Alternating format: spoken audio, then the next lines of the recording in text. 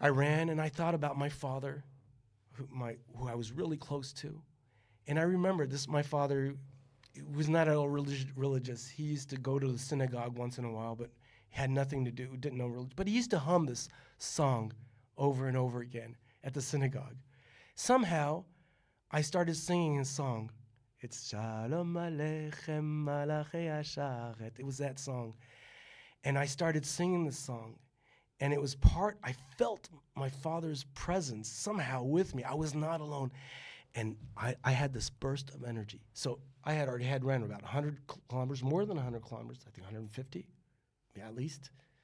And there I was with 80, another 50, another 30 kilometers left.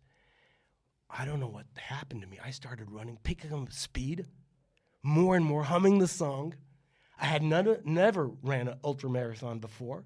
I had all these operations before, and I started picking up speed. I said, what's going on? This was incredible. What's going on?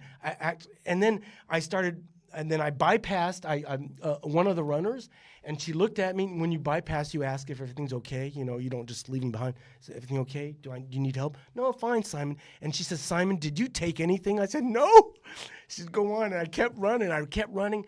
And then I was going, and then you see the campfires coming up because you're at the stage, you're entering the 80 kilometer. And so from very far, you can see the glimmering of the light from very, very far.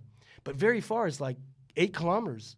You can see it because it's so dry. And I started picking up speed because I want to go there.